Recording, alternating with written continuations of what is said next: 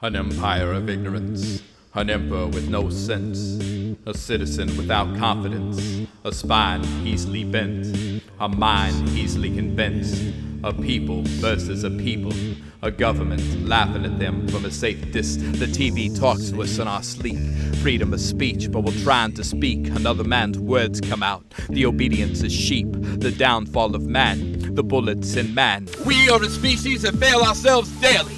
We are no cure but our own disease.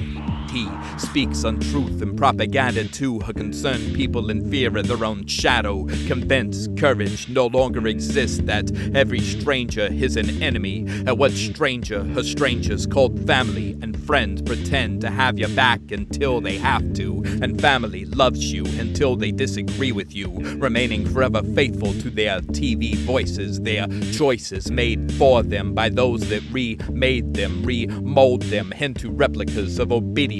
Statues of remembrance destroyed, so those of today cannot see all they are doing has been done before.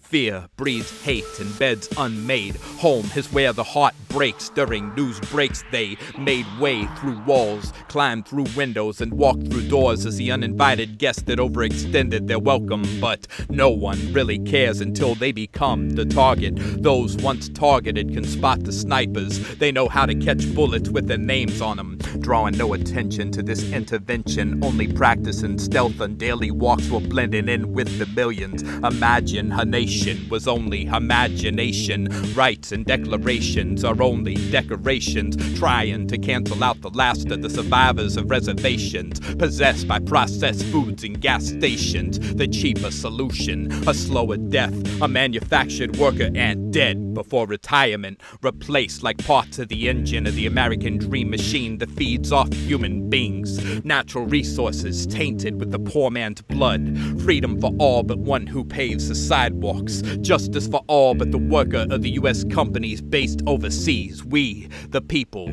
we who were once people, we know what you are doing. Some of us have voices but fear them. Some of us use them but others fear them. Easy to call the honest man crazy, to lie in the comfort of the lie, to run with the packs you try to identify that will never accept you, only their identical disguise. Who are you? Who are the ones you are trying to be? Who are the ones you are trying to be, trying to be? How have fish learned to swim in the fire as Atlantis burns? No safe space, we aren't even welcomed on the moon, and for valid reason. They have watched us and know exactly what we are capable of.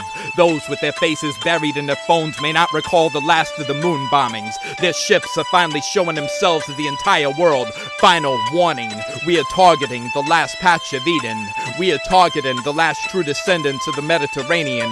Final warning, blue collar noose, red party classism, a political exorcism, a false deity without a flock, a timeless clock, a souled soul, a chained foot, a weighted existence sinking to the lowest level of me. Man is not God when man plays God. Old gods will return. Neil Armstrong stated that we were essentially warned off the moon. That in other words, these civilizations did not want us going to other moons or planets to colonize them with the consciousness of nationalism. We actually see a triangular-shaped UFO. The fact that there was a triangle UFO on this aircraft carrier, that really sent the UFO